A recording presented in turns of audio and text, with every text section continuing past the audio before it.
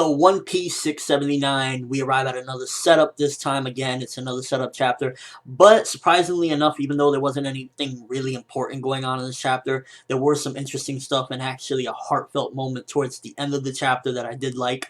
But overall, it was just like another setup chapter, okay. But Oda does add little spices in there to keep even a setup chapter alive. It wasn't the best setup chapter. It wasn't like the most enthralling of all time, but it had a couple of sprinkles of stuff that I did enjoy, so it was okay.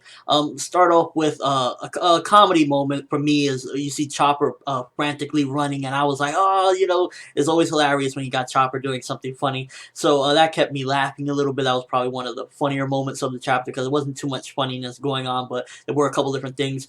Another funny moment at the same time badass moment was Virgo.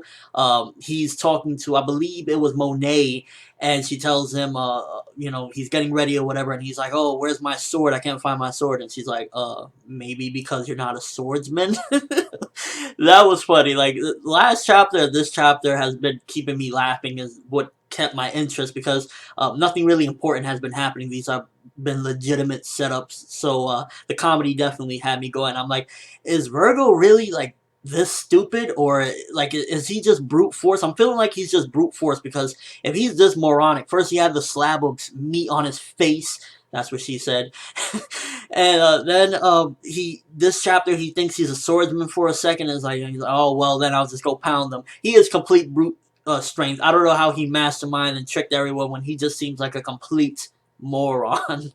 But that was definitely funny. Another the comedic moments.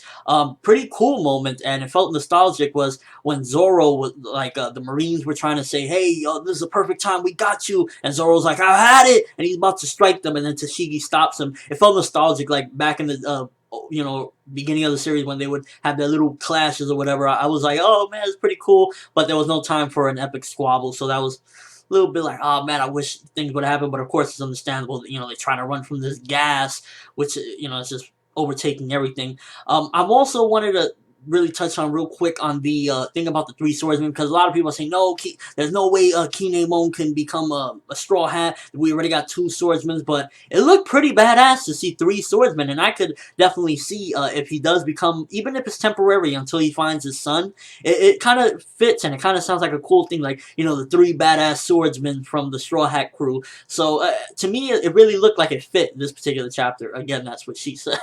Why am I with these jokes? I don't know. So it was definitely pretty cool to see the three of them going at it, and just it looked really cool. It was like, oh, it's cold, it's hot, because they're all different types of swordsmen, and yeah, as far as that goes, it definitely looks like it's cool, like they mesh well together. But the whole thing with Kinemon's son, if he finds him right away, then obviously he's gonna leave. But if he has to venture a little bit with them, I'd be happy with that. I'm like kind of warming up to Kinemon, especially after this chapter. Again, they mesh well, Brook, Zoro, and Kinemon.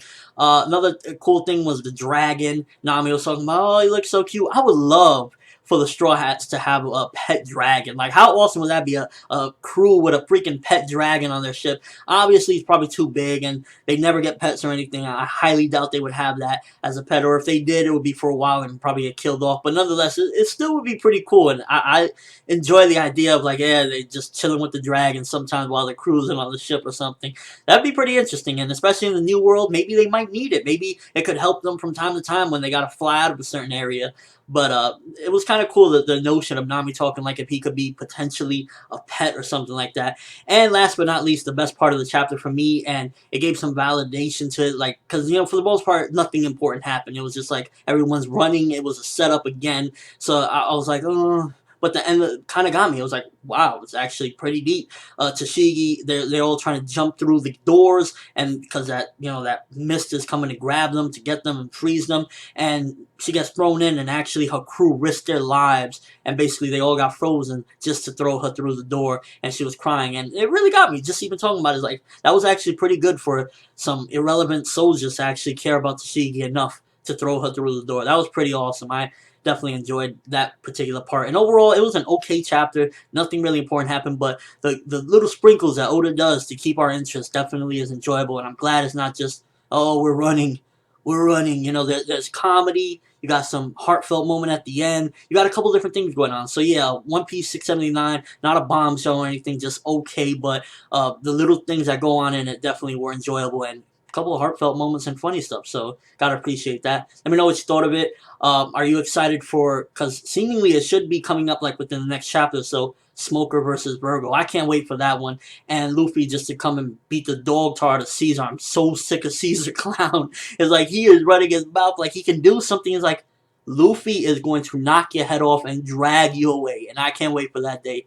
Let me know in the comment section below or video responses. You know, your overall thoughts on the chapter. Was it just okay, or did you really love the Tashigi moment and a couple of the other moments? I'm ForneverWorld. As always, people, have an awesome day. Terrible ending right there. I just totally fudged that one up.